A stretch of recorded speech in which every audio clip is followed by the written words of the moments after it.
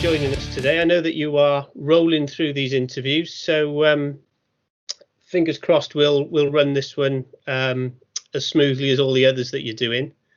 And thanks again for joining us. No problem. Let's get the COVID stuff out of the way like everyone else does. I don't want to spend too long on it. David and I were just talking about same shit, different day in lockdown country, but how's it been as an impact on the band more than you guys? Because obviously everyone knows there's not a lot you can do, but in terms of the band, how has it impacted on you the last 6-7 months? There's a few sort of bit moving parts to it. I guess we've practiced a lot less frequently than we would because we can't get to the same place. We're spread out a bit across the Midlands, so for the first half of the year that wasn't a goer, and then we got a few practices in the middle, and now looks like we're heading back into being more restricted. So that's been not that there's been any gigs to sort of gear up for particularly. Yeah. It probably pushed the album release back somewhat, because we would have probably been ready maybe half a year earlier, but we weren't quite there yet, so we had to get that all sorted. And some of our plans for around the sort of launch activities and things, there won't be a launch party like there was last time round, but we've sort of tried to improvise a bit, and we've got a video coming out on this Friday as we're recording anyway, that's going to that we've had to record socially distanced, like all in our separate houses. So yeah, it's a pretty big impact, really. Wow. Yeah, sure. Anything you want to add to that, Jason, or has David summed it up?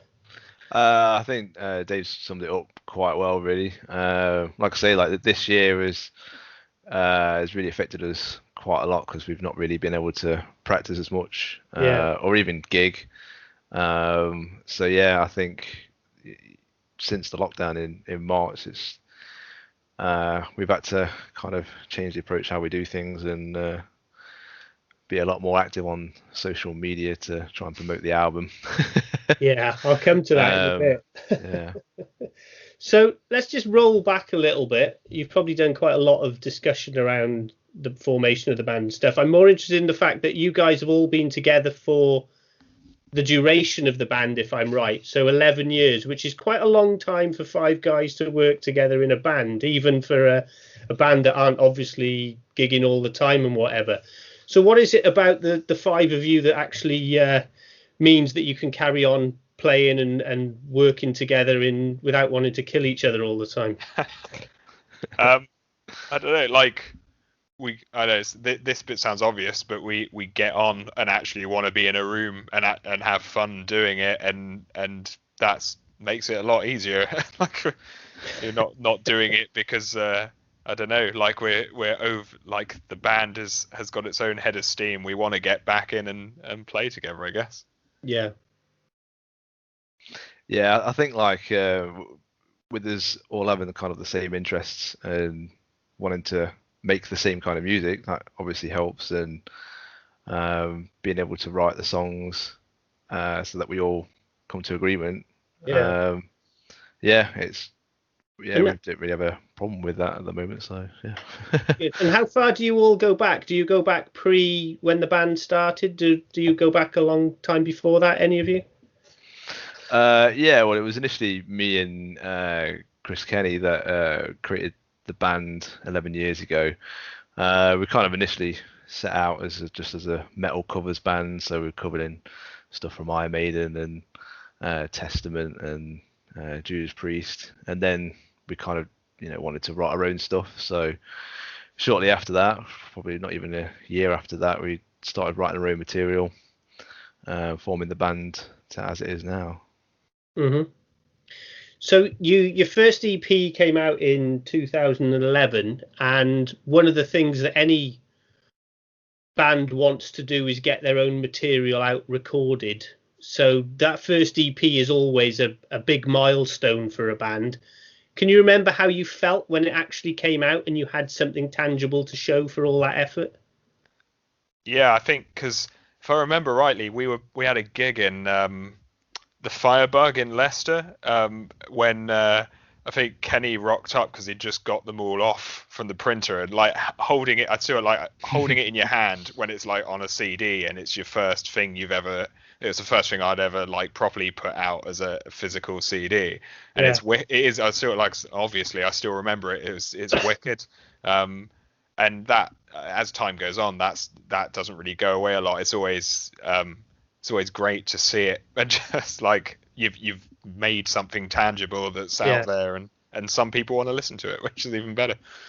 Yeah, and you're in a world of metal where people still want the physical stuff all the time, even now. I mean, lockdown is costing me an absolute fucking fortune because I'm buying vinyl all the bloody time without realizing it, and all of a sudden I've got no money left and I haven't been anywhere. So people want that physical stuff, don't they?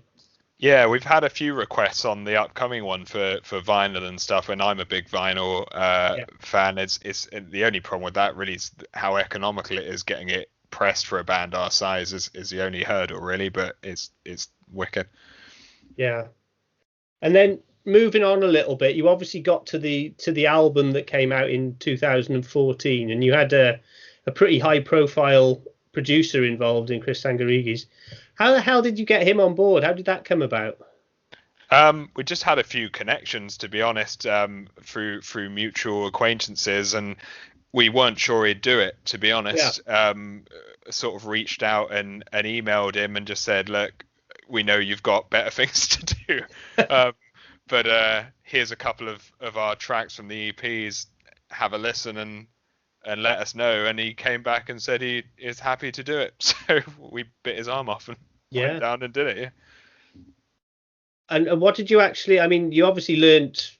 You would always learn from working with someone like that. Is there anything that you guys think about that you think we can track that back to when we were working with Chris, and that was something that he said or that we did that you apply today?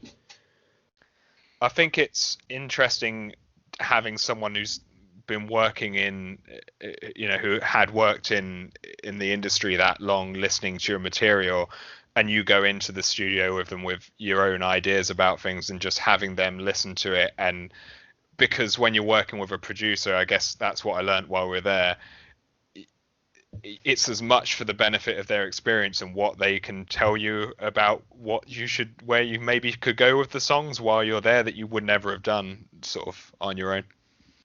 Yeah. Jace, anything that you picked up from?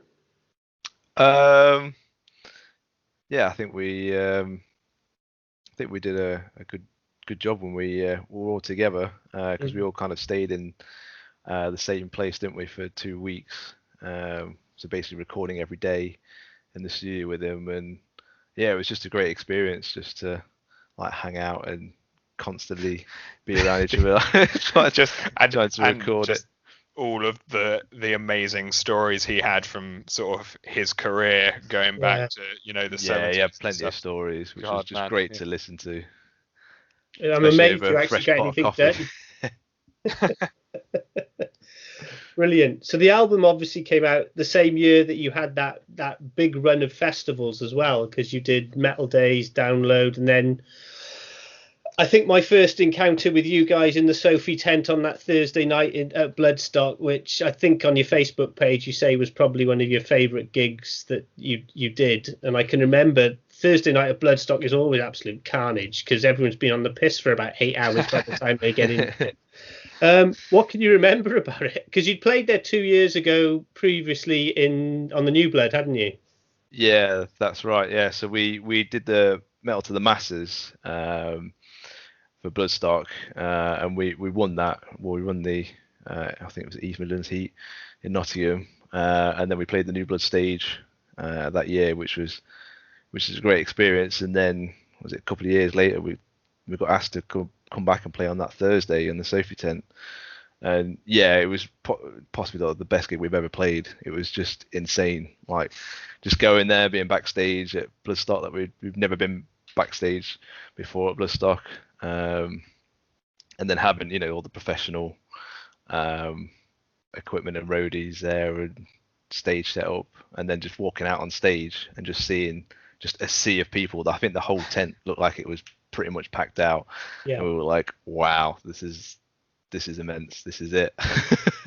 Yeah, I think, halfway through that set, and it's still my favorite, gig we've ever played, and halfway through that set and playing songs that we've been knocking around for years and hearing people singing the choruses back at you, and we're just like, holy shit, like just like looking over at Shades and just being like, what the fuck's going on? Yeah. It was amazing. Just the people in the front row just chanting and singing the lyrics. It's just awesome. Yeah. Best feeling ever. It's great fun if you can go there with a band that you actually know and you've grown up with, but you've supported since they've started. It's really good fun as a fan to be on that barrier when they're actually up on that big stage, because you're normally used to seeing them 2 foot away in a sweaty club. So it's a fabulous feeling for a fan, and obviously for you guys as musicians, must have been brilliant. Yeah, it was incredible. Dave and I were talking about the Damnation Versus podcast that we've been listening to during lockdown, and one of the things that came out from one of the podcasts, I can't remember which one it was the difference between the way bands are treated in some parts of Europe and in some of the UK festivals. Did you find a difference with how you were treated in Metal Days compared to like Download or Bloodstock? Was there much of a difference? Because you were probably quite low on the bill, weren't you? I wouldn't say there was much of a difference at the big festivals. So Metal Days treated us great, like you say, considering relatively far down the bill, and a band from the other side of the continent who not many people there, I'm sure, knew us, but treated us really well as we're treated at Bloodstock, which is as a high bar. But the main difference, for me anyway, I noticed was at the smaller venues. So we organised a little bit of a tour to get we drove from Nottingham to Slovenia, so we played in a few places along the way. And when the gig we played in Holland, they just treated you like royalty. It was just and I don't know whether it's just the venue we went to, but like they had like a hostel built into the venue, so we didn't have to naff off anywhere afterwards. We slept in there until we needed to leave in the morning to drive, and it was amazing. It was really good. Wow, that sounds much better than the usual 5 of you in the back of a van with all your equipment. Yeah. So that was the experience driving across Germany, was it? Yeah, it was that as well. Stuck yeah, in the autobahn. And yeah. So on the subject of being in the back of the van, one of my lighter-hearted questions is, what's the worst food? Which band member has eaten the worst food in the van while you're travelling on tour?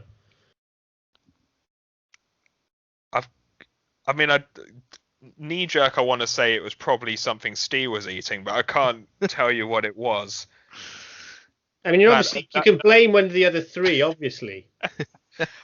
I just think when we, like Shaq was just saying, when we were traveling between Holland and Slovenia, it was about a 20-hour journey, and it got pretty funky in that van.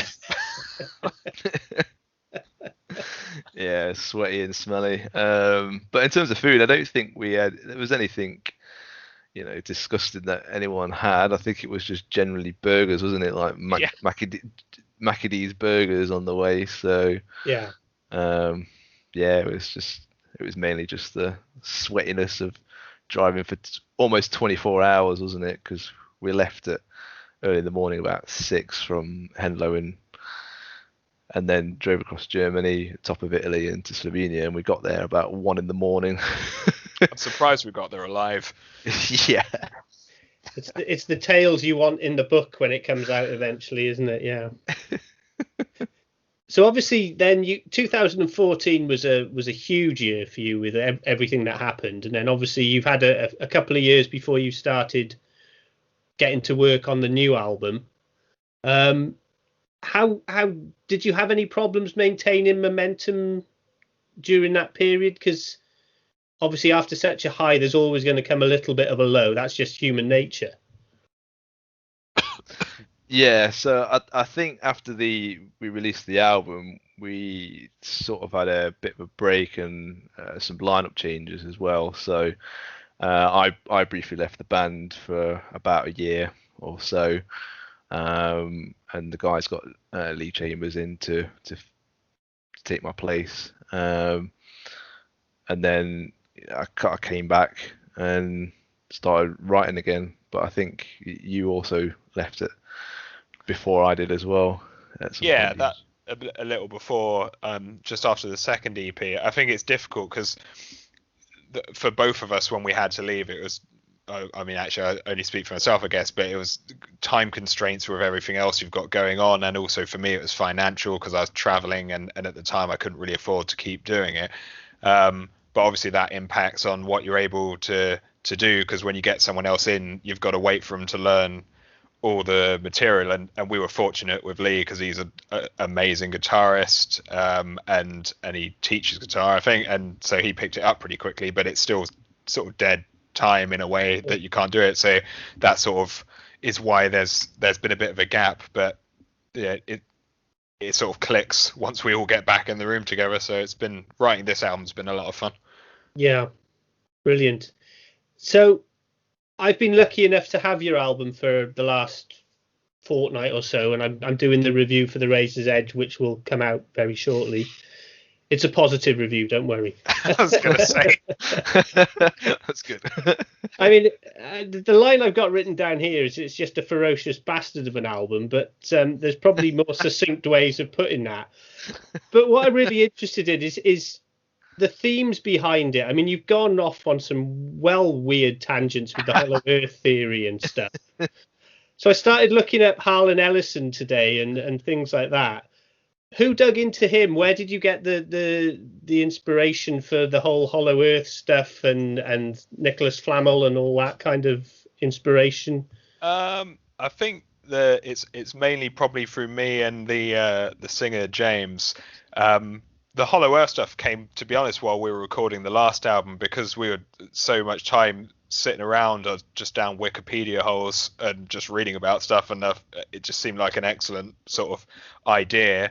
And I think we made a conscious decision really to try and do some stuff that wasn't ground that had been trodden to death. I think in Dead, Bound and Buried, there's quite a lot of sort of Lovecraftian themes and things, and I love H.P. Lovecraft, but there is a shitload of metal that uses that as source material, and we just thought let's have a go at doing something with a science fiction. You can't get too far away from horror in this stuff, but a bit of literature and a bit of conspiracy theory. Me and James had both read the story for Ellison's. There's a story called I Have No Mouth and I Must Scream, which is like a dystopian future thing where a computer just kills everyone basically, and so we thought that would be cool. So yeah, we did it. But I said on this other thing, it's the closest you're going to get to us doing a concept album. Like we're not Rick Wakeman, and you're not going to get Journey to the Center of the Earth, but there's like a thread that runs through the album. Sure. And Jason, did you and the other guys that weren't maybe quite so into it, were you there going, let's just write about dragons, but you were overruled? Or No, it was I think me and Kenny just concentrated more on the music, just writing down, just getting some heavy riffs and slamming riffs together, and getting the structures of the songs. So in terms of themes, like lyrical themes, we weren't really too much involved with that stuff, so we kind of just wrote the bass music of it, and then Deej and James kind of wrote the themes around those, and made it all fit. So sure. So, it turned out all right. It's turned out more than all right. It's a fabulous album, I've got to be honest. Really enjoyed listening to it so far. Awesome. So the recording process itself, you said that you'd had to put it back a little bit. So when did you actually do all the recording? Most of it was in the can by February, I think, apart from the vocals. So we had quite a lot of, because we did this one totally different, and Kenny recorded most of it in his back bedroom. He had all the tracks, so he could get on with rough mixing it and doing a lot of that work, and it was just waiting till we could get out of that first period of sort of heavy lockdown to put the finishing touches in. Yeah. Yeah, so I think we actually started. Was it September that Steve went to Lower Lane Studios in Stoke to record the drums, and he spent about a week or so there recording all of his drum parts, and then that got sent to Kenny, and then I think Deed went across to Kenny's and recorded his bass parts, and then me and Kenny put down the guitar parts shortly after.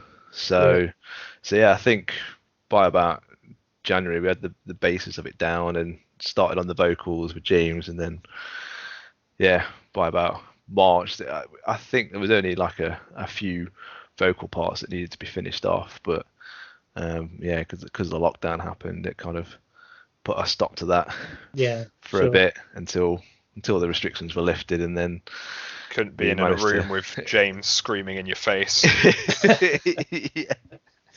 So some of the interviews I've done over the last 4 months have been like band confessionals, where people have fessed up to nipping across somewhere to finish off a little bit of work on an album that they nearly finished before lockdown came in and all the rest of it. So it's quite funny to hear that. So Chris did all the recording and stuff. How was that in comparison to the first one? He's obviously got the gift for doing all that, yeah. Yeah, he's got all the gear and the studio equipment at his house. So, and he studied it, did music technology at university and that. So he's well versed in the recording and mixing aspects. So yeah, we just thought we'll give it a try and see how it's going to turn out if we do it ourselves. Mm-hmm. And I think it turned out really really good actually. So it worked really well because we're all got jobs and family to see, so it works around our time frames a lot better I think this time round for that. I think it'd be a lot harder to get like a couple of weeks off to all be in the same place at the same time to record the album now, but yeah, doing it this way was just much better time wise for all of us. So yeah, it was great. We just kind of spread out recording over just over half a year, wasn't it? Yeah, I think the material benefited from it as well, because the first one, because again, like you were saying earlier, because of working with sort of a producer and that kind of thing, we're working to a deadline. We had the studio time booked in. We had to get the songs done, and frankly, some of it probably wasn't as ready as we'd have liked it to be. Whereas this time, without dragging it out too much, we had a whole draft of the album done with plenty of time to go, so we could actually go back over it, and the songs have definitely benefited from having a bit more attention. Sure. So one of the things I was going to pick up on is I've listened to it several times over the last week or so, and every time I listen to it, I hear something that I'd missed first time round. But yet it's also immediate enough that I can remember what the songs sound like after one or two listens.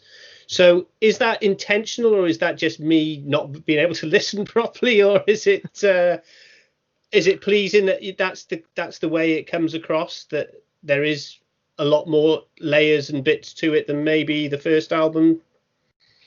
Yeah, I think that's nice to hear. I think that sort of speaks to what I was just saying. Really, there's bits that probably wouldn't be in there if we hadn't had a bit more time, and we've probably developed a bit as songwriters in the last 6 years, or hopefully. Otherwise, we're doing it wrong. So it's good to hear. Yeah, definitely. I think we did put a bit more things and thought into the actual recording process and that. So yeah, there's bits of the songs where we've got like underlying synths in some part, I think. And like triple layer guitars and harmonies and stuff. So yeah, I think that's cool. That's that's come through this time around, and it's getting noticed. So yeah. Good. And is there one track on, if someone said what's the essence of Incinery today, what's the track that you would hand them to say that's what we're all about? Is there one that you would pick? Yeah, I mean, with this album, I think we always had this argument, like what's the best song, and we all what we're going to release as a single, and it has been really hard this time round to just pick one. So I think everyone's got their own personal favourites. So with me, I quite like Carrion King. For me, anyway, it's really fast and aggressive, and yeah, I think it's probably one of the thrashier ones on the album. I'm a bit. Anyway. Yeah, I was going to say you're going to get a different answer from each of us on this one. I really, really like the last track on the album, Terminal Singularity. I think there's some like slamming riffs in that I think more than any. I think the first EPs and stuff sound a lot more like our sort of direct influences, and probably comes from starting as a covers band or that kind of thing. I think this album sounds a lot more like our own sort of thing, and that's I think why I like that last track, because it's definitely got that in it. Yeah, sure. And I don't think it's a hugely long album. I mean, it's shy of an hour by 4 minutes or so, isn't it? I mean, I know that's an issue when you're looking at putting it on vinyl and stuff, because the cost goes up. Did the tracks just evolve to the length they are? You didn't intend to put longer ones on, or how does that work when you're writing it? Yeah, I think we didn't really intend any song lengths. I think when we write stuff, we just, write the riffs and then see where it takes us, and then sometimes we get sort of carried away and start writing towards the 7-minute mark, 8-minute mark. But yeah, no, I think it's never really intentional. It's just we just write a riff and then go, oh yeah, carry on with that way in this direction, and just ends up being whatever length it is. I think the album's almost the exact same length as the last one. I like shoved it into my iTunes, and I was just like, these are identical in length. I don't know how we managed that. Wow, complete fluke. I mean, the one thing I'll say about it is that when you're doing a lot of reviews and it comes up on Media Player or whatever, and you look at it and you go, oh, shit, 65 minutes, I've got to listen to this, and then I've got to review it, so I've got to listen to it at least twice, if not 3 times. But at least with this one, and I don't mean this in any disrespect, it moves fast, even though it is just short of an hour. So you listen to it, and the first time I listened to it, I looked at the watch at the start and then listened to it straight through, and then looked up, and I couldn't believe that an hour had actually gone. So maybe that's just the speed you play at. I don't know. It's honestly good, really good to hear, though.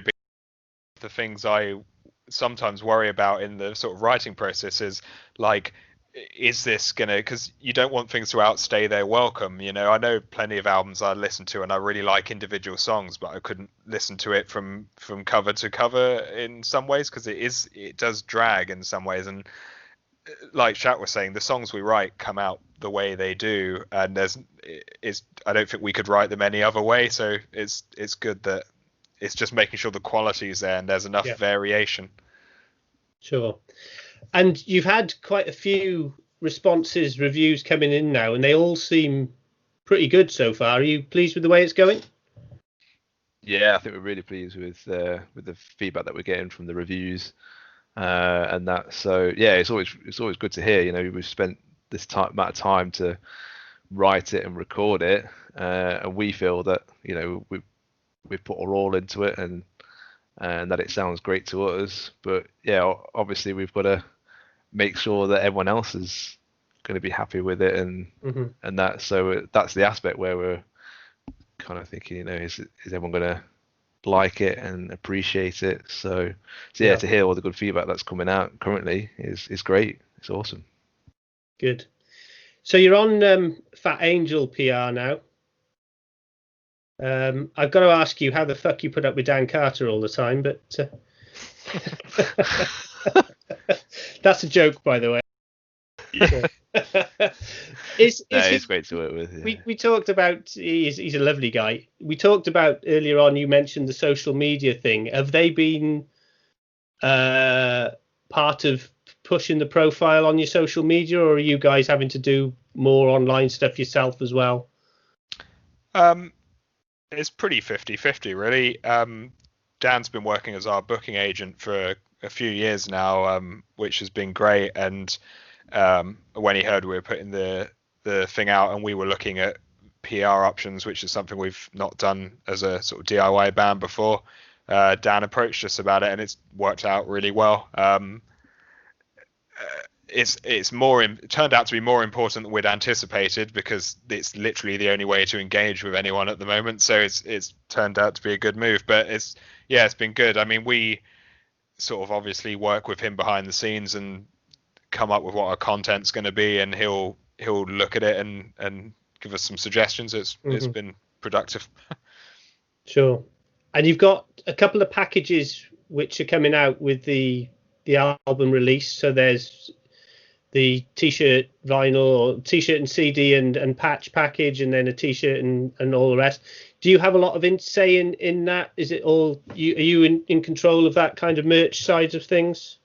Yeah, totally. I mean, the T-shirt, we went back to a guy called iPoeta who did the artwork for the last album, and that's worked out really well. But we tend to come up with the sort of creative brief and then send it out to people with the skills to make it look good.